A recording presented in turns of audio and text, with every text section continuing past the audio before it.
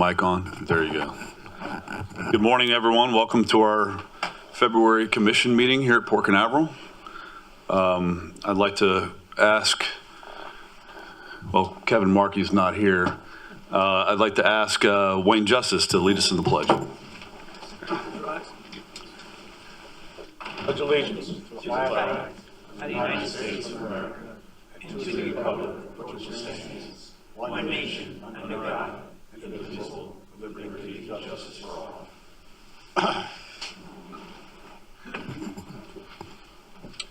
Thank you. I'd like to recognize our ambassadors that are here. Mr. Mike Mervis, Bob Sox, Sean Conway, Ambassadors Emeritus Jim Hanley and Mr. Mac McLouth, and I did see Miss Karen Woolis. Sorry, I'm a little tongue-tied this morning. From the city of Cocoa Beach. So, do I have an approval of the agenda? So moved, Mr. Chairman. Second. All in favor? Aye. And do I have an approval for the minutes? So moved. Second. All in favor? Aye.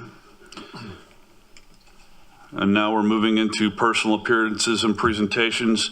Mr. Michael Poole.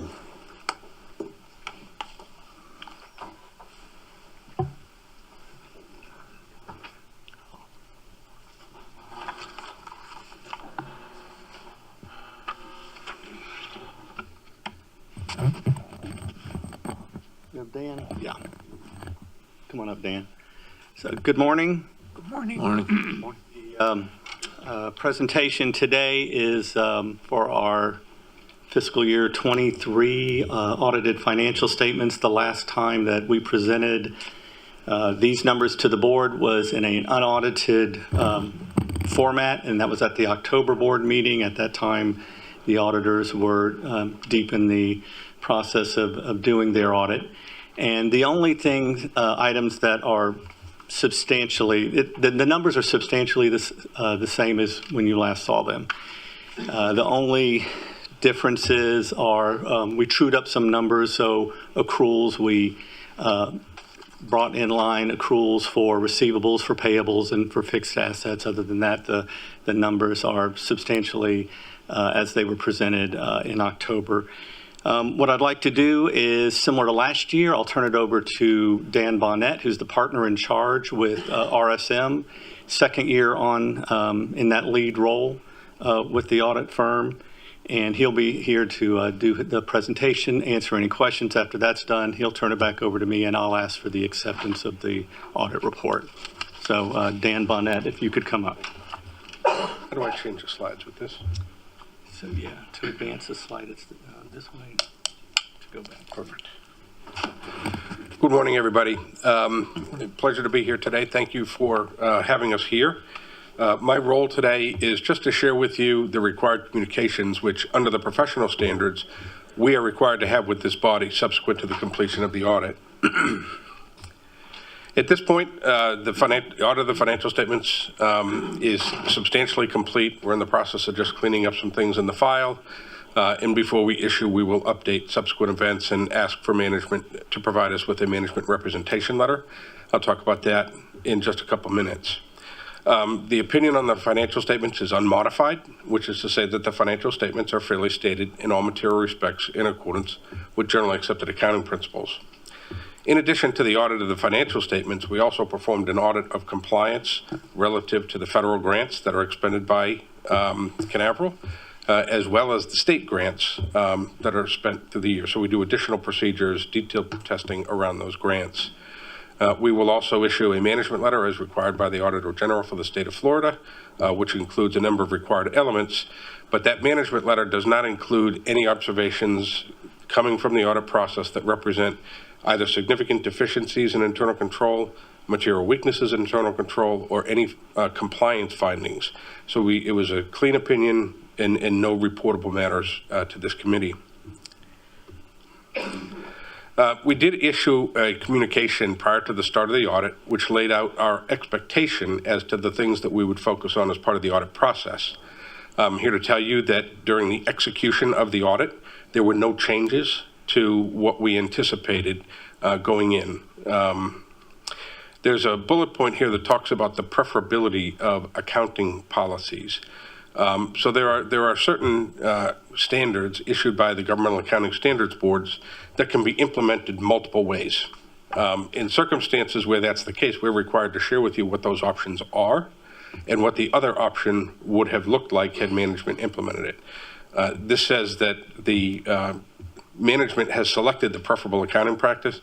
The fact of the matter is there were no such options that were actually available. So in the current year, there were two new accounting standards. One is GASB Statement 94, related to public-private partnerships, and the other is GASB Statement 96, which deals with subscription-based information technology arrangements. So those are software as a service type arrangements. The implementation of both of those standards was executed, having no significant effect on your financial statements. Significant accounting policies that are reported in the footnotes to your financial statements. There's nothing in there that's controversial or that doesn't align with generally accepted accounting principles. And we're also not aware of any significant or unusual transactions that occurred during the fiscal year. These next several slides highlight for you the significant management estimates that are embedded within the financial statements. So not every number is a hard and fast number. There are certain circumstances where management has the ability to influence the number that's reported in your financial statements. So we report those to you here. I won't go through these in detail, but what I will share with you is the way that the process works is we identify those key estimates. We look at the process that management used to develop those estimates. We benchmark that against what we would expect based on our industry experience. And then we recalculate to determine whether or not we're comfortable. But as part of that, we also look at, by definition, an estimate is a range. So we look at management's year-over-year application of the estimate. And if we were to see management sliding up to one end of the range, or next year they slide to the other end of the range, that would be something that we would be concerned about, that maybe there was an intention to manipulate the financial results that are presented in the statements. No such circumstances. So the estimates were consistently applied from year to year, and the methodology was reasonable and consistent with industry standard. This is sort of the scorecard, if you will, the report card, and we did not identify any adjustments out of the audit process, so there were no adjustments that needed to be recorded, nor were there any past adjustments identified as part of the audit process. So we can identify errors in those financial statements, but conclude that they're so insignificant that management doesn't have to record them, but we are required to share those with you. So there were no posted or past adjustments identified as part of the audit process. Significant issues discussed with management. We did talk about the implementation and the new standards. You know, we've talked about a number of the things that are going on here in the port and the implications that they might have in future reporting as well. We had no disagreements with management. We received full access to every individual, every record, everything that we requested, we were allowed access to. We had no significant difficulties as part of the audit process. We're not aware of any circumstances where management asked us a question, we gave them the answer, they didn't like the answer, so they tried to get a different answer from another CPA firm. That would be a form of opinion shopping that we'd be required to share with you. Again, no such circumstances. And we had no difficult or contentious matters that required us to consult outside of our engagement team. I did talk about the opinion that we issue on the financial statements. We do issue a second report relative to internal controls over financial reporting and on compliance and other matters based on an audit performed in accordance with generally accepted government auditing standards. Now, that's not the same as an opinion on the operating effectiveness over internal controls as you might see in a publicly traded company, but we are required to understand the design and implementation of the key controls around the key financial processes within the organization. If, as a result of that exercise, we identify flaws or deficiencies in the design or implementation of internal controls, we are required to share those with this committee if they rise to the level of significant deficiency or material weakness. And just to reiterate, no such observations as part of this audit. One thing that's sort of the cornerstone of our relationship with you is that we're required to be independent, both as individuals, but also as a firm. So what that translates to is if somebody were to hold a Canaveral Port Authority bond, that would create an independence issue because somebody within the firm has a financial interest in an at-test client. We have robust tools and policies and procedures to ensure that that doesn't happen. And similarly, if we do work that is not audit work, but could become the subject matter of the audit, that's another circumstance where it could trigger an issue with independence. We made an affirmation to you at the start that we are independent, and I am reaffirming that we continue to be independent today. So the only thing that I have here for an appendix is new accounting standards that are coming down the pike. None of these should have any significant impact on your financial statements. There is one other matter that I highlighted at the very beginning about a management representation letter. So there are certain inherent assumptions in the audit.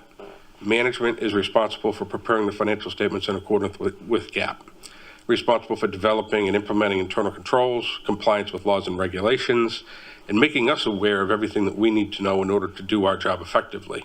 So we ask management at the very last piece of audit evidence is to affirm those representations to us in the form of a letter under their letterhead and signature. We will obtain that on the day that we issue the financial statements, and a copy of that will be shared with this committee. And that's the end of my formal remarks, so I'll turn it back for any questions, thoughts, or comments you might have. Thank you for being here, gentlemen. Any questions? You've covered everything thorough as can be, and so I don't have any questions because you've covered it so well, and at the report and the management's cooperation with the auditing team and those things. So. Yeah, it's about as good a report card as I can give. Great. Yeah, I think Mike and his staff, you've done a great job. Appreciate it. And I don't know how the board feels, but I'd like to make a motion to accept the external audit report. Second, Mr. Chairman. A motion and a second. I do have a comment. I think what we're doing with our parking software is really cleaning things up. Over time, when I was first a commissioner here, I think we were dealing with cash, which is not a good thing. And so I think our new software is going to speed things up and probably make your job even a little easier. So thank you for being here, Dan. We have a motion and a second. All in favor? Aye. Aye. Very good. Thank you. This is 4-0,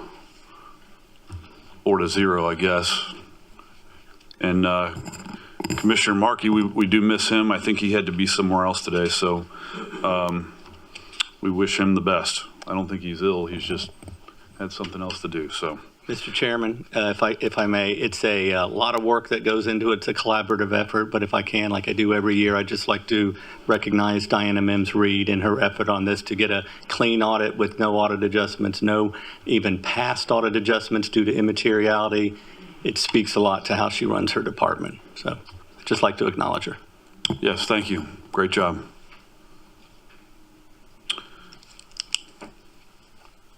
Now moving on to reports, Captain Murray.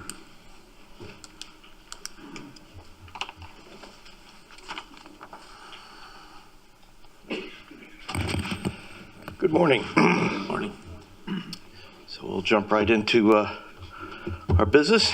Cruise is strong. It's been strong so far this year. We're 4 months into the year, and we've already had 2.5 million passenger movements. So it's 307 ships. So it's living up to budget and very, very strong passenger counts.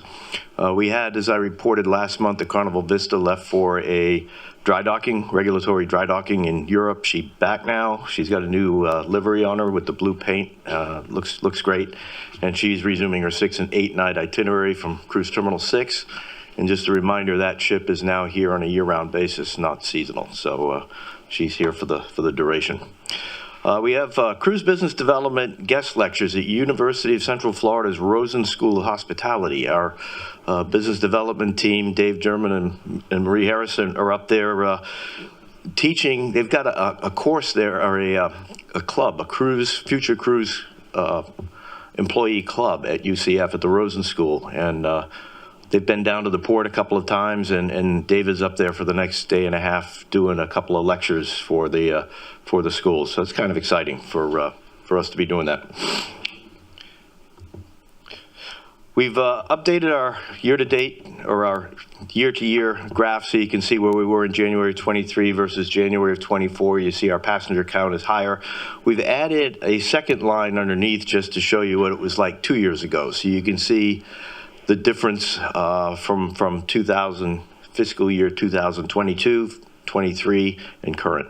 So it's kind of interesting to see because that was the first year coming back after the pandemic, and you can see how it ramped up. And then we get into our seasonality, where in December and January, it's very similar to what we've had for the last 2 years, but stronger yet this year, particularly in January.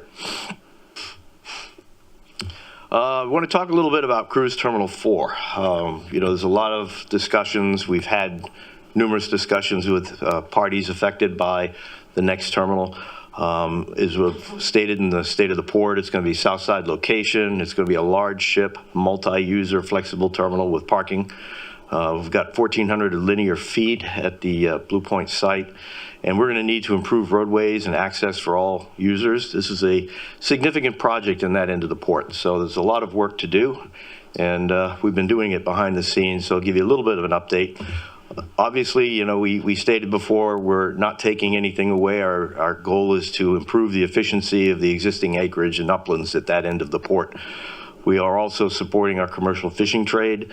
A lot of the folks that bring product in for Seafood Atlantic have their boats in this area, so we are working to make sure that is accommodated. And we want to redevelop that district. A big component of this is the Cape Marina property. Their lease expires in 2026, February of 26.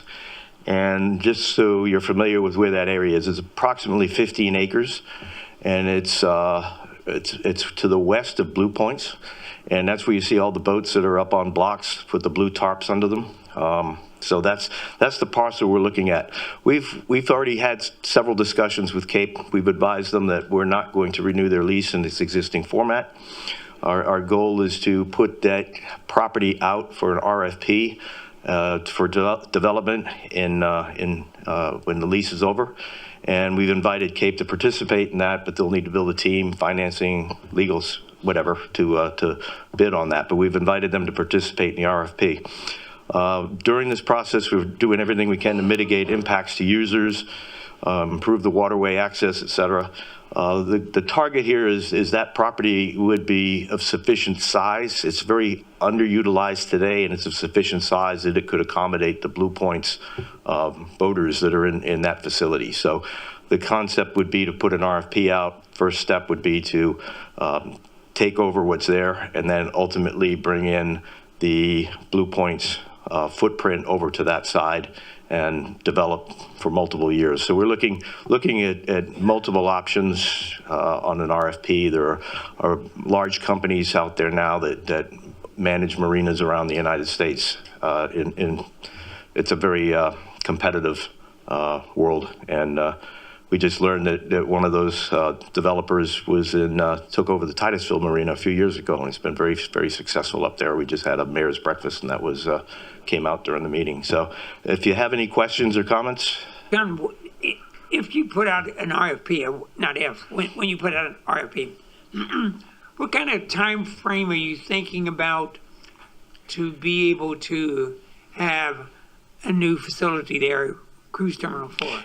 Given the timeline of this lease expiring in February of 26, we kind of can't do anything until that lease is over, and then we can start moving forward with the RFP. So we back it up. We can't put the RFP out next week because that's too far in advance. So, you know, any bidder is going to take at least 2 months to assemble a package to come back to us. We'll have to review it. There may be questions back and forth before we bring it to the board. So I'm putting it out there now because there's a process to this, and we're getting well into it now. And I just wanted you to be aware of what we're doing in the background. Well, how long, once an RFP was put out, what would be the normal course that would take until you would be in a position? It's probably going to be 2 years, maybe it will be less, but it depends how much we can do ahead of time. If there's a way to accommodate the Blue Point's operation earlier, then that moves the timeline closer. But, you know, we're looking at everything right now. We have to be closed on Blue Points by December of 2026. So that's the drop deadline. At that point, they are out and we have the facility. So we'd like to advance everything as much as we can so that there's plenty of time to build another facility and accommodate the folks that are at Blue Points today. Are there cleanup provisions that Cape Marina would be required to do? Absolutely. That's been a long-term lease, but in any lease from the port, when you in the port or outside the port, you have to return the property to its original state when you took it over, or alternatively, the lessor would be agreeable to taking anything over as is. So, I'd like to say that from my perspective, this is a strategic direction that we started a couple of years ago, and that is to optimize the use of our deep water bulkheads. That's our most valuable asset in this port, is deep water bulkheads, and deep water bulkheads, you know, are for ships. So, from my perspective, this just continues that goal in the process that we've been doing, and that is to recapture our deep water bulkheads and optimize their use. So, got my full support. good, thanks. And I do understand that you've had the port staff has had some discussion with our tenant there at Cape Marina. Yes, sir. We've had two. We had a meeting scheduled for last week that got postponed due to an illness, but we expect to have it next week or shortly thereafter. And we did receive a letter from Cape Marina. All the commissioners did, so I plan on reaching out at some point to discuss with them. But I think it is important that everyone understand that this is the direction we're headed in, and we want to work together with our current tenant to go in that direction. So, and also, I know the staff is meeting with the commercial fishing industry. There's a lot of rumors floating around out there that Blue Points is going away. What is the timing of all this? And so I kind of reiterate what Jerry said. It'd probably be good to see a timeline at some point to say, this is when the new Blue Point is going to come online. This is when the new terminal will be done. There's a lot of balls in the air, so I don't think we actually know those things right now. We're at a starting point. So at some point, it would be good to kind of release that to the public just so everybody's aware of what's going on. So those are my statements. But it's going forward, without a doubt. Should not be in anybody's mind except that it's going forward. Whether it's an easy process or a long-term process, but we're going forward with the RFP. Yes. Okay. No other questions? I'll move on. Cargo update, 158 ship calls, 2.4 million tons thus far. Our new mobile harbor crane arrived on February 12th. You'll look on the north side now and you're not cross-eyed. There are actually two cranes over there that look alike. The boom was just added to it this past week, and they're performing the rigging on it now, so it should be up and ready to go in a few weeks. We also discharged a satellite from the vessel Colibri and trucked it to Cape Canaveral. It launched on February 20th. It came in from Europe. It was a French satellite, I believe, and it went up on one of the rockets on February 20th. We also had 3 cryogenic tanks discharged from a vessel. They were delivered to Launch Pad 39A for Blue Origin. And lastly, we've partnered with Seaport Canaveral for port visit by Greater Orlando Aviation Authority and Menzies Aviation for a land and waterside tour. Our jet fuel distribution to the Orlando airport is critical to their needs, and we're getting closer to talking to them more about how we can serve them better and more efficiently in the future. So those discussions are ongoing. John, what's the status of Clyde's cranes that, We are, didn't notice, I assume they're still there? yeah, they're still there. We're working on a demolition plan for them. There's no market for them. We're going to have to take them down in place. So it's a matter of getting the right vendor and the right plan and taking them down. We have a lot of things around them, so it's not like we can just push them over and then deal with the debris. They're going to have to be disassembled, so it's a little more complex. But we're working on that, and I hope to have something in the next board meeting or two to proceed with that. We're ready to get them out. Gulf Tainer's ready for them to be gone, so it's just a matter of how quickly we can do it. Moving at the speed of government. Thank you. Did you just call that Clyde's Cranes? I call that Clyde's cranes because he was in charge of them from day one, and I just figured it was, He's got a new one now. well, I know a new toy, but I want him to get rid of the old toys before he gets any more new toys. Yeah, we do too. All right, communications update. We've had a lot of media engagement, audience reach from all platforms with the Carnival Vista return, Marine Towing of Port Canaveral. Seabulk Towing was our primary towboat operator here for many, many years. Then Petchem came in. Petchem was sold to Ian Bezo. And this past year, Seabulk sold their operations, half to Ian Bezo and half to a company called Bay Towing in the West Gulf over in the Houston area. As a result, they wanted a second tug operator here, so Marine Towing of Tampa was invited to cooperate with Bezo as a second tug operator in Tampa, so they've got a new boat coming in soon, so they've rebranded Marine Towing of Port Canaveral. Satellite arrival and launch, we had 28 million on that. That was a big one for us. And the second mobile harbor crane, not so big, but still notable at 15 million people reached. Florida legislative session is set to conclude on Friday, March 8th. Our charter bill has unanimously passed the House. It was sponsored by Representative Tyler Soroy. It's now in the Senate for final action, and in the Senate, it's bundled with a lot of other local bills, so it's a very simple process in the Senate. From there, it'll go to the governor's office for final signature. At that point, it'll be considered adopted and effective, and we don't have to deal with it for another 10 years. We also had staff attended the GOA Port Tour January 30th. I mentioned that. SpaceCom Space Mobility Conference January 30th to February 1st. This is held in Orlando every year, and there's a lot of space folks there and other contractors and vendors, and it's a good state of the industry update as to what's happening. So a lot of federal people attend as well. We had the FSTED Florida Ports Council in Tallahassee, January 30th to February 1st, all ports there, and we had special meetings with the Department of Transportation and the Florida Department of Commerce. And then we had the National Space Club luncheon on February 6th. The keynote speaker was Colonel Rob Long, the current CEO of Space Florida. National Space Club meets at the Radisson monthly, and we've been taking a more active participation in that just because, you know, we're part of that industry in so many ways these days. So more government relations. We did some port tours and briefings for federal and state representatives. We had Governor Ron DeSantis' Central Florida Regional Representative visit on February 9th. We also had Congressman Darren Soto's District Chief of Staff on February 22nd.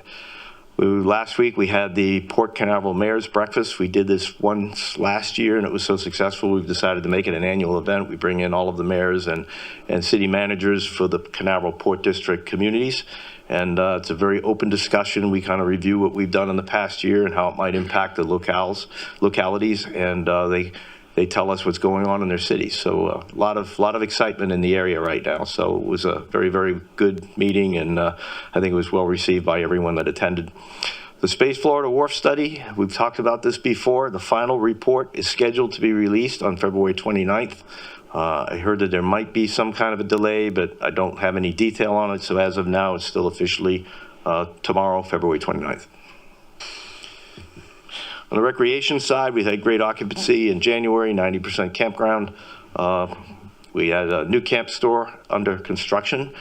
That's coming along. We've upgraded our Wi-Fi for the entire campground, and we still have spotty areas with Wi-Fi around the port, so anytime we can upgrade that is a good thing. And they had a community campground event for the guests on February 13th. That was well received, so Jetty Park is doing well. John, just a quick question. Isn't the new camp store is going to be accessible from outside Jetty Park as Yes, well sir. as inside Jetty Park? Well, it's going to be accessible from the campground and Jetty Park, not from the outside. You can walk in, yeah, you Right. can certainly walk in from the outside, or you can drive into the Jetty Park area and park and still access it. But like we did with the bait and tackle, where we have access from both the boat ramps and Jetty Park, the current store is only accessible inside the campground. So we're Right. going to make this one accessible from both sides. Right. So Good. if you're out fishing on the waterfront and you want to come in and grab something from the store, you can access it. So it's public safety update. The Sector Jacksonville Area Maritime Security Meeting will be on March 1st to discuss new cybersecurity requirements. Canaveral Fire Rescue is conducting structure fire extraction training at 730 Mullet Road. So if you see any, I don't know if they're burning anything there, but they're kind of live exercises. So if you see any smoke out of those areas, it's okay. We have an active assailant workshop safety training for all CPA staff, multiple dates now through July. The Coast Guard Commandant is going to be visiting us for a quick briefing on March 13th. She'll be here in the afternoon at 3 o'clock. And our team will be attending the Central Florida IX Executive Directors Meeting. This is is Peter out there? Intelligence Exchange. It's got multiple federal agencies involved, local agencies. It's we've had these meetings in Melbourne before. This is the first time is that in Melbourne this time, Peter? Orlando this time. Okay. So that's a occurrence we have once or twice a year. And that's my report. And there's our crane. The boom was under deck at this point.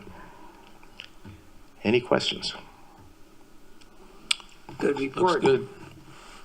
No, sir. Thank you, John. Good. Okay. Thanks. Well, you can see Blue Origin's crane there. That's a big crane. Moving on, we're moving back to Michael Poole. I don't know if this is good or bad, but you're up next. Numbers are good. So we are a third of our way through our fiscal year, right? We have 4 months behind us now through the end of January that we'll be presenting. And again, the two big target numbers that we forecasted that were the basis of our budget that we'll be comparing against the cruise, the ships, the passengers. It was 7.3 million passengers. In cargo tons, it's about 7 million tons. And I'm going to be showing you how we are in comparison to that. Now, through 4 months, how are we at a very high level? Revenues at 62 million or 2.6 million or 4% above budget. Expenses at 38.9 million or 2.3 million below budget for all our 13 departments. So that's good news. Just for the month itself, how did we do? It came in right on budget here. You can see we budgeted 16.2 million. It came in just slightly ahead of that. If there's two trends that I've noticed this month that I'll be monitoring for the rest of the fiscal year, the first one is parking. So while passengers actually were about 4 to 5% above our forecast for the month only, you can see that from what we budgeted of 4 million came in at 3.5 million. So it's 483,000 below budget. So that's for 1 month only. If you looked at the previous 3 months, parking, we were actually about 1.1 million ahead of our budget, ahead of our forecast. So it's when you look for the full 4 months, we're still 600,000 above budget related to parking, even with this 1 month anomaly. But that is something that we will be watching. But for the month as well, cargo, all the other segments came in very strong. Even lumber and fuel, if you recall last month when I gave the financials for the first 3 months, fuel was down. I said, I think that's just a timing issue. And sure enough, if you look at the month of January, it came in Mike, very strong. what does parking look like for February? I think it's too early. All the numbers aren't in right now, but it's close to budget. I'll say that. So I can answer that question like after the first week in March. Sorry about that. It's a little too early. We're still Your inputting the guesstimate. numbers. So. It said you could definitely get, no, I'm sorry, go ahead. So cruise at 662,000 passengers. Yep, they were 4% above budget. That's positive, and very strong month in the month of. It was significantly from cargo perspective. It was significantly ahead of our forecast. Strong fuel, limestone, granite. I'm going to start reporting lumber and plywood together here. 87,000 tons of that, slag as well. But that's the other segment that I'm going to be watching is. Lumber and plywood, how much of the 7 million tons of cargo that we budgeted for lumber alone / plywood is about 960,000 tons. If you look at what we've done the first 4 months, annualize that number, it looks like it's coming in about 800,000 tons. So we're going to be probably missing that target potentially by about 150, 160,000 tons. Expressed in dollars, we'll see. For the first 4 months, it's about 260,000 below budget, but the other revenue segments are absorbing that. So we'll see. Lumber is still very important, and if you would have gone back 8 years ago, we were doing 60,000 tons a year. We've been hitting over 900,000 tons, significantly approaching 1 million. So still doing 800,000 tons is very significant. Why the decrease? Could be various reasons. Could be higher interest rates, lower construction, lower demand, but it's still a strong number. Excuse me, I thought, John, you can jump on this. I thought that there was a backlog of lumber during the COVID because the lumber ships were moving Correct. something else. And so a lot of it was a catching up Yep. from the backlog. Yeah, so we've returned to more normal patterns now. That's right. After that backlog has been cleared out, now we've always been a big lumber port, but now it's more steady state as it was prior to the pandemic. Okay. Yeah, and some of our neighboring ports don't even want to take on this cargo, and we're still accepting it. And it was really hard for Pat and I to forecast with Samantha, what's that number going to be this year? So, we put it at 960,000 tons. We might not hit it, but if, approach 800,000, still very strong number. Now, what does that mean? The two big drivers, cargo and cruise, how is it indicated by the numbers here? So if you look at cruise being 2.6 million or 5% above budget, why? You look at the passengers. We forecasted 2.3 million. We're 184,000 above, or 8%. And that 8% positive variance in passengers results in 2 million more in cruise fees, which is 6%, $600,000 in additional parking revenues of 4%. When you look at cargo, there's the 264,000 that were below budget for the first 4 months. But all other segments in cargo are performing very strong. And from a tonnage perspective, we're very close to budget. And this is the passengers on a month by month. John shows it in a different linear graph. This is it. You can see how December was our strongest month. January, very high month as well. October is always the lowest month of the 12 months. This is it on an annual basis. And when you wrap it up, I like to report things on a quarterly basis. First quarter, we had 1.8 million passengers. The month of January, 662,000 passengers. At 2.4 million actual as compared to budget is 8% above our forecast. I'll just start reporting this on a quarterly basis for those 307 calls. That is in line with our forecast as well. And this is from a cargo perspective, 7.8 million, 5.8 million is in the fees that we receive for wharfage, for dockage, line handling. Those cargo tenants pay us rent of 2 million, so collectively it's 7.8 million, which is slightly below the budget. From a tonnage perspective, we're slightly below prior year. You can see the fuel, the lumber, the plywood, the slag. And here, this is the one item here, the lumber / plywood, you can see just slightly below, but still coming in strong in all the other segments. You can see fuel has really jumped back in line after the month of January activity. Granite is also very strong. The last three segments of our business all came in, they're all above budget. Leases are performing strongly. Jetty Park is exceeding our budget forecast. Miscellaneous revenue, the bulk of that being the commercial vehicle fees, also above budget.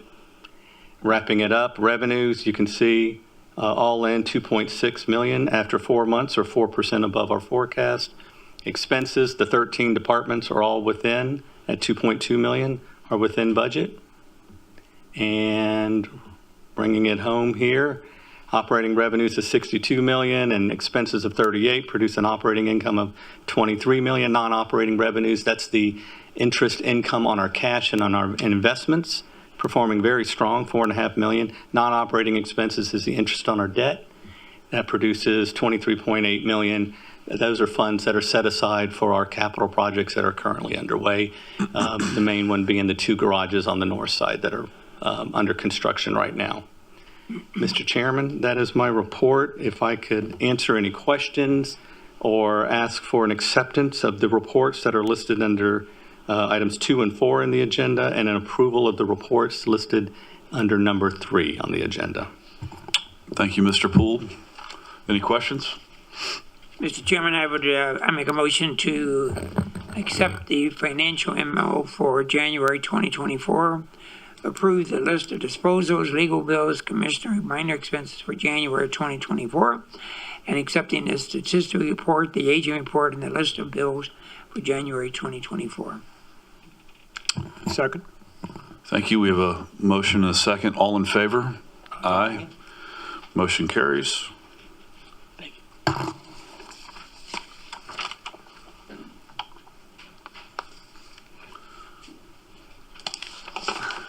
Moving on, Mr. Bill Crow. Morning, Mr. Chairman. Morning, Commissioners. It's a pleasure to update you on a few key projects that are on today's consent agenda. Thank you for this opportunity. The first one is item 1B. I'm going to highlight, it is a sidewalk project. However, it is a fairly unique sidewalk project. It's going to go along Columbia Drive, which is just to the west of the Maritime Center.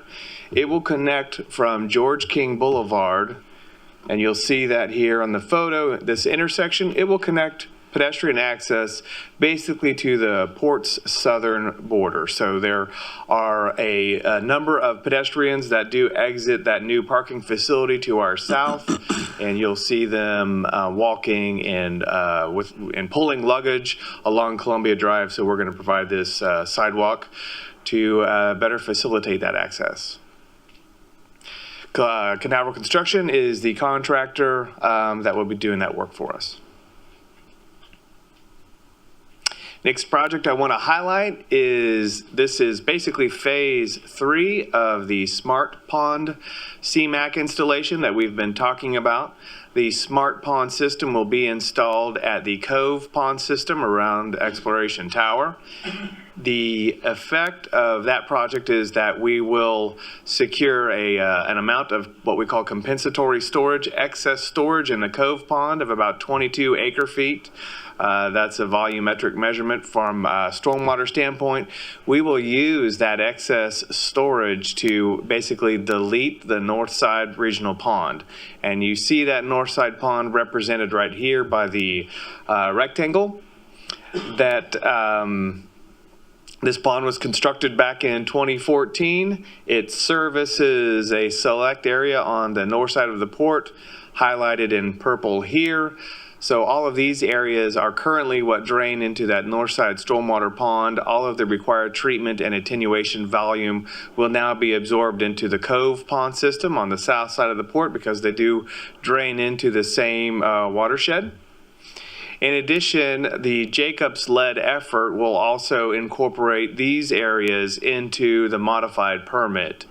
So once this project is complete, we'll have not only the ability to develop the acreage which the current pond sits on, but also everything highlighted in blue will be accommodated in the stormwater permit under this item. So very excited about this. It brings a lot of flexibility to the port from a cargo standpoint on the north side.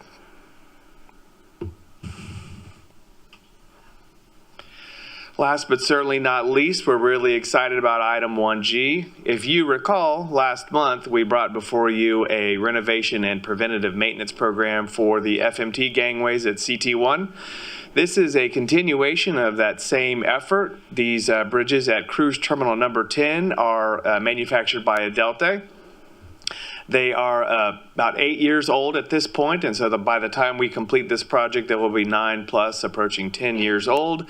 And that is a key cycle for us to revisit, refurbish, and do extensive preventative maintenance on these very complex pieces of equipment that operate in a highly corrosive environment. And as Captain Murray has highlighted many times, these are a key component to the guest experience transiting from shoreside to the vessel at each of our terminals. I do want to highlight we're joined in the audience today by Jordi Florietti from Adelte. He's visiting us from Barcelona, Spain. Jordi, want to raise your hand? And he's here with Alex Sevilla. Alex stationed here in Cape Canaveral for Adelte. So it's great to have them here in the commission meeting. They are an excellent partner for the port, a key partner with all of these pieces of equipment, and we look forward to the future partnership with Adelte. Just a comment. Again, we had a significant conversation about this on Monday, but we're really working hard to get further ahead on all these on this system. Absolutely. And identifying the hard parts to get, identifying weak places you can't see that need to be checked, and all that sort of stuff. So it's appreciated. It's good. Thanks for coming. It's an integral part to our operation here for sure. As you see in the bullet point list of items, we are doing quite a bit of work to these bridges, new HVAC systems, new control systems, modifications to the shipside cabins to be a better fit with. We have some low-hanging lifeboats, a unique condition to the MSC vessels. So it's a very positive step. And we will be following this with future very similar scopes of work for the bridges we have at Cruise Terminal 5, which are roughly the same age as the bridges at CT10, and also Cruise Terminal 6, which we have put some investment in recently, but Cruise Terminal 6 bridges are original manufacture date of 2012. So yes, we are, to your point, Mr. Commissioner, getting out ahead of these large-scale preventative maintenance refurbishment scopes. Thank you. Here is a scattering of our projects around the port, many things in the works. Wanted to see if you had any questions about any other specific projects that we currently have going on.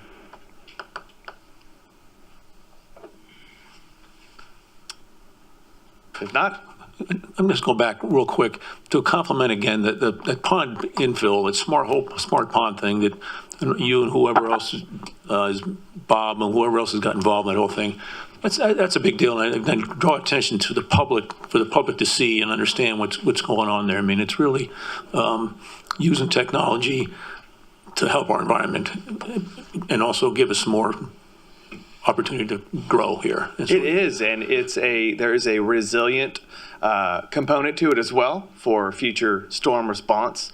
So in a day and age where everything is smart, smartphones, smartwatches, we will have a smart pond. It will be hooked via telemetry to the National Weather Service forecast. So as storms approach the port, the valves in the control structures of the pond will automatically open and begin preliminary draining of that pond system to make room for the pending stormwater arriving with that storm. So it will increase our stormwater capacity. And there was a great success story of this technology down in, I believe, Fort Myers before the last hurricane hit, where the pond valves, they actuated, they opened automatically, and that particular subdivision that was protected by that pond did not have substantial flooding issues because of the advanced capacity that was created in the pond. So we are very excited about this project. Bill, what's the status of the Jetty Park Pavilion design? Pavilion is going really well. We've been focused a lot on that pavilion, and to your point, it is currently in design. The northern end of the pavilion, where the restrooms are and a previous bait shop, gift shop, will be expanded to be a very large restroom facility. The balance of the facility will be replaced with a pavilion we've reviewed the preliminary designs. That open-air pavilion structure in the concept plans was a little small. It was like 24 by 40. We've advised the architect to go with more of a 40 by 60, and that's a pre-manufactured pavilion that will look very similar to the smaller pavilions there in Jetty Park. In addition to that, we have begun the site design. We had not started site design before, so there are limited areas around that pavilion. You'll notice an older rock wall, some heavy landscaping in certain areas. There's even an exterior cooler freezer from when we had a restaurant that operated in that facility. All of that will be removed. So we're going to take a very simplified approach to landscaping and the surroundings, going to make it very kid-friendly with ADA accessible sidewalks into the pavilion. And there will be restroom access from underneath the covered pavilion directly into the restroom during inclement weather. So we're really excited about that. We do have some preliminary plans, but we are waiting on the final cost estimate. So once we know what that cost estimate is from our architect, then we will be able to release that to the commissioners just to make sure it fits within our budget. I believe the capital budget line item is about $1 million. So we're looking very healthy there. Okay. Thank you. Thank you, Bill. Moving on to the consent agenda. Do we have any comments, Ms. Melanie? All right. Commissioner Von Valkenburg, do you have anything you'd like to pull, sir? Yes, sir. 2A and 5B.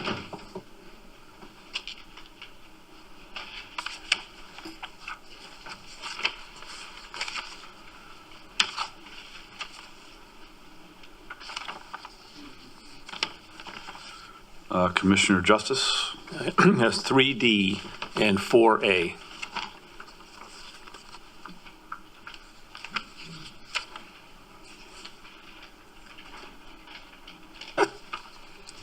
Commissioner Allender? 1E.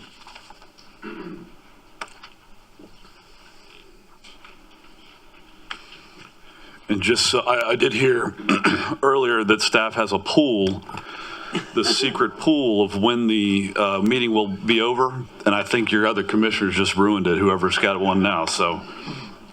Well, the presenters can talk fast. That's right. We got a timeline. I'm concerned about timelines and Bill and his pavilion when the timeline is and all that, so. Yeah, I thought we were making record time, but we're not making record time, so. 17 minutes. All right. Do I hear a motion to approve 1A, 1B, 1C, 1D, 1F, 1G, 3A, 3B, 3C, 4B, 5A, 6A? So moved, Mr. Chairman. Second. All in favor? Aye. Motion carries. And we're moving to 1E, Commissioner Allender. Mr. Musser, give us a little background on this grant and what the purpose is, what the project is. Mr. Musser is so good at environmental stuff. I think it's always good occasionally to have him get up and just give us a little report. Good morning, Commissioner. Commissioner Allender, you never disappoint, so appreciate it. Item 1E is a smaller grant with the Florida Department of Environmental Protection with the Inlet Management Program. It is only for about $40,000, which are smaller than some of our other ones, and I'll explain that in a minute. This program all goes into implement our inlet management plan, how we deal with the sand bypassing, everything like that. You'll notice that this grant 24, it's for fiscal year 23-24, but we're only bringing it to you now because the grant process that the DEP uses, we submit in July, and then you finally get the actual grant when it's approved around this time of year. We received it in January. So we're constantly having to look at our projects, working with our coastal engineer of what we anticipate coming up. We have two other grants, 20 and 21. They're currently working under the 20 BE1, expending that out. And we did submit last year in July 23 for almost a $300,000 grant. That's why this one is a little bit smaller. The Florida DEP wanted us to put more into that one coming up based on their funding cycle. And about this time next year, assuming we're approved with that, we'll have another grant coming back. So a lot of it has to do with our Sand Bypass project, which is the next one coming up is Sand Bypass 6. It's planned for this winter during the non-sea turtle nesting season basically between November and May. And one of the things, this is all federally funded through the Army Corps of Engineers. We are the local permit holder. One of the things the Army Corps has been looking at is actually combining the Sand Bypass with the North Reach. So that northern, about 2.5 miles from the jetty down to just south of the Cocoa Beach Pier would also be added into the rest of the North Reach, which goes down to the northern perimeter of Patrick Space Force Base. It may end up being a 2-year project where we do it this winter and next winter. That's yet to be determined on when it goes out for bids. But we've had a long success in our inlet management program and success with this grant program. So we definitely appreciate our partners at the state. And Bob, when did the inlet management plan come into existence? When did we start involved in the sand bypass and those things? Back in the early 90s, it went into place, and then in around 1994, Harold was very instrumental in getting a lot of the easements for the portion, the property all the way down through for the sand bypass and for portions of the North Reach project. And they have 50-year easements with them for constructing the project. Okay, good. Thank you very much. You're welcome. Any other questions? Thank you, Bob. Thank you. Mr. Chairman, I would move approval of consent item 1E. A motion? Second? Second. All in favor? Aye. Moving along, Mr. Von Valkenburg, 2A. Oh, thank you, Mr. Chairman. This, I just wanted to reach out to Mike or Captain Murray and just, this is all about helping the local boating community, correct? Is that what this grant opportunity could be? It's exactly what it is. It's down in the Marina District. We have a boat ramp down there that's got a very sharp angle to it, and we want to conduct an improvement to it that'll make it easier to put a boat in and out, and this grant will help us do the engineering study to put that plan in motion. Okay, good. Yeah, I just wanted to, because it got through the consent agenda, and I wanted to point out that we are trying to, because this would accommodate, you could accommodate 2 vessels coming in and out instead of just one, based on kind of that elbow. Yeah, it's almost a right angle coming in, so it's very difficult for anybody with a boat larger than 20 feet to launch in there, and it's even tough for people with that size boat, just because you get down the ramp and then there's an immediate right turn to get out. So the idea is just we've not been able to determine why it was built that way. Maybe Mac knows, but nobody else seems to know that we've talked to from Jacobs on down, and it's just something that we'd like to correct. Yeah, that's all I have, Mr. Chairman. I just I'd make a motion to approve that item, but I just wanted to make the awareness Second, out there. Mr. Chairman.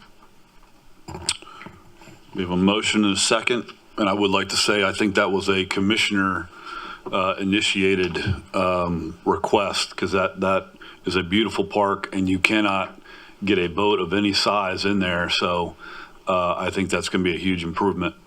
So we have a motion and a second. All in favor? Aye. Moving forward,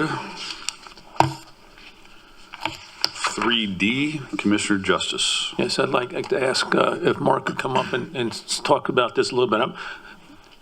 There's just in the last week, huge news about cyber crime and cyber issues about ports, trains from China, that whole news, that's huge. That's a billions of dollars national issue.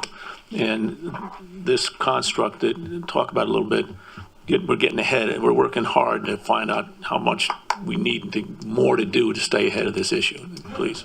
Yes, sir. Thank you, Admiral Justice. I appreciate you giving us an opportunity to discuss this item. So, in general, this item is to gain access to a menu of specialized IT personnel. So it's staff augmentation. It's not to replace any of our staff. We actually have a fantastic IT staff here at Port Canaveral who works daily on all different types of tasks, whether it's business applications, cybersecurity, network engineering, general systems administration, the help desk support. So occasionally we have specialized projects or operational needs that come up that we may not have the talent or we don't have the bandwidth right now to meet those requirements. So this contract that we're looking to establish here lets us draw on personnel that we can bring on in a minimum of a 6-month contract to work embedded with our team. So this is something that we haven't done before at Port Canaveral, and it's very common in other organizations. So I really see a need for us to take this step forward. Regarding cybersecurity, yes, cybersecurity is something that is very high on our list. The U.S. Coast Guard is taking a more active role in cybersecurity. I've worked in concert with Peter Bergeron and Corey Dibble. We actually have an annex in our FSP currently related to cybersecurity, and that primarily covers how we manage events, how we report on events, and how we train from a cybersecurity perspective. So very important to the organization and keeping our systems secure. Great. I appreciate that moving into this process. That's great. Thank you. And with that, I'll move for approval of consent agenda item 3D. Second? We have a motion and a second. All in favor? Aye. Aye. Motion carries. Moving on to item 4A. When I first got here, I did see that there's an unusual high law enforcement presence here, and I thought, well, maybe there's an unscrupulous character that's supposed to be here at the meeting. But I think it's just because Sheriff Ivey wants to make sure that this passes. And so I think we may get tased if we vote no. So, And I pulled this because I want to talk about a new boat. I'm always all about a new boat. Actually, I'm sure if you could just draw some comparisons. How does this match up with the Coast Guard's fast response boats, these enforcement boats? About the same, right? About the same? Yes, sir. Just talk about how many engines, all that stuff. So we, just to give you an overview, a response boat's critical for our waterside security, right? We use it for security zones, for the bursts, and when we have ships there, we use it for enforcement of our tariff, keep people out of the channel, swimming. We use it for emergency response, to get LE personnel where they need to be, especially if they have to access a terminal for an active shooter from a waterside event. So the current boat we have was built in 2004. So it's 20 years old. It's at the end of its useful life. Needs a new collar, needs new engines, needs new bottom paint. So we didn't want to go that way. We actually got grant funding from the Port Security Grant Program run by FEMA to get a new boat. So the new boat is a 33-foot life-proof boat, which meets all current and future standards. It's a fully enclosed cabin, fully air-conditioned, can carry 10 seated law enforcement personnel, can carry up to 22 additional passengers, powered by 2 350-horsepower Mercury engines. It's capable of going offshore. It can escort SpaceX vessels in, which we're required to do for capsules, et cetera, and allow them to stay on scene time, extended if we have to do LNG security, that type of stuff. So it's a great improvement over what we have now. It also has radiological capability for detection, which the current boat doesn't have now. So, Great, sounds good. Yes, sir. I look forward to a ride. I assured everybody I was going to get a ride, and I said, we'll make sure the commissioners get one too. All right, thanks. Yes, So is the old vessel going to be repurposed, or is it being traded in? So the old vessel is actually the property of the Sheriff's Department. It was bought with Sheriff's Office money, so it's theirs. This boat we're buying now will be the property of the port, which is one of the reasons we actually went with this security grant program. It'll be a port asset as we go forward. Okay, good to know. And they'll just operate it for us. Thanks. And with that, I move approval of a consent agenda item 4A. Second. Mr. Chairman, Motion and a second. All in favor? Aye. Motion carries. Commissioner Von Valkenburg, 5B. Thank you, Mr. Chairman. I see Mark back there in the seats. On this one, this involves Exploration Tower. I would just ask, and I'm in favor of anything that LBR is, anybody that approaches LBR with a proposal that, it could have a revenue component as well. I just want that to be, an option. And even if the incentive for LBR is not tied into that, we could always revisit that at a later date. But I just want to keep the flexibility there for the port, because I know the idea is to pay maintenance and, depreciation and off. But if there's also an upside, that would be, very advantageous to the port. Morning, Commissioners. Mark Millisitz, Real Estate Director. Commissioner, I'm not sure what you mean by a revenue component. Well, we have certain leases. I believe there was another lease recently where if you get a certain amount of revenue that comes in, the port gets a portion of that.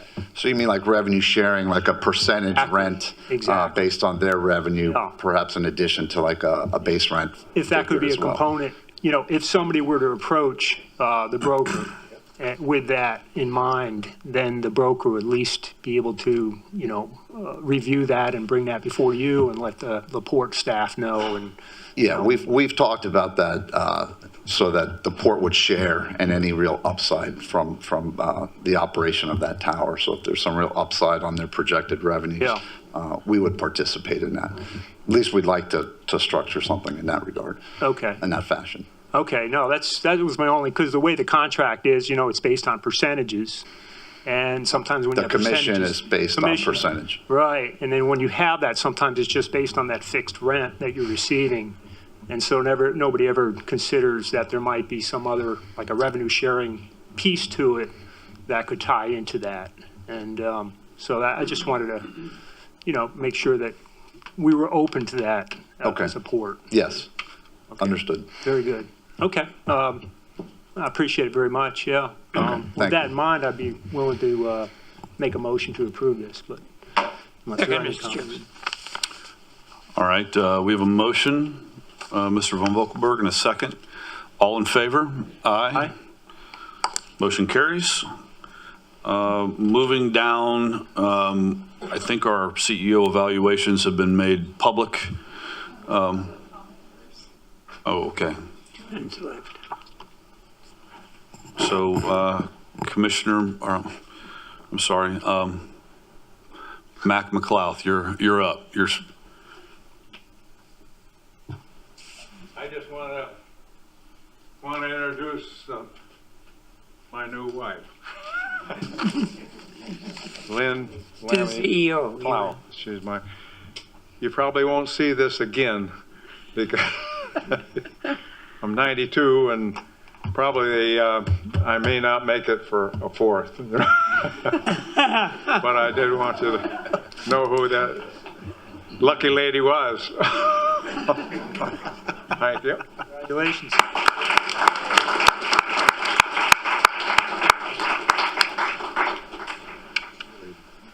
Thank you, Mac. Now, moving on, all of our CEO evaluations have been made public. Do any of you guys have any comments on those? Okay, with that being said. I do, Mr. Chairman. I don't know how the others, what numbers everybody gave to Captain Murray. I'm personally, I don't like the form myself because at the CEO level, meets to me is kind of like outstanding. You expect them to be at a high, very high level. So if I give, just an example, give John an 8 or 9 or something, that is at a very, very, very high level. It's not like your typical employee where, meets is just, you expect good quality employees, but the CEO is, to me, is kind of at a higher level. So that's why I never really liked this form. To me, I would just be happy with a form that had meets or didn't, or failed to meet or something, more basic than that. But that's just my personal opinion on it. So I know that the press will put out the numbers probably and show that, but I wouldn't put, if somebody's reading the article, I wouldn't put too much meat into what those numbers really are. I think John's done a great job. He's, so I'm really happy with the service he's provided. Yeah, and I think that form is kind of old. I think there were some past CEOs that they had specific targeted questions on the form, and we're still using the same form. So we may want to consider changing the form make it a little more objective and not, I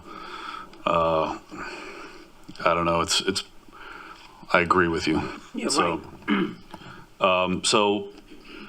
I think we are going to adjourn our next scheduled meeting. Oh, hold on, I got reports now. My only report is I want to publicly congratulate Captain Murray on becoming a grandfather this past weekend. Thank you. Commissioner Justice, your report, sir. I just want to call attention to, this is a Propeller Club thing. Tomorrow, Thursday, it's tomorrow evening, 5 o'clock, Rising Tide, our first of the year networking, looking for new people to join, Propeller Club people, get out there, have a good time, and I'll see you there. Thanks. Thank you, Wayne. Commissioner Von Volkenberg, do you have a report, sir? Only that last month I attended the Civ Mill dinner event, and General Panzenhagen spoke, and which we're supposed to have over 100 launches this year. That's just so, to the extent that the port is active in supporting that is really something to speak, highly about. So that's all I have. Yes, thank you. And I have no report. Our next meeting is Wednesday, March 27th. See y'all all back in a month. All right. So who won? No.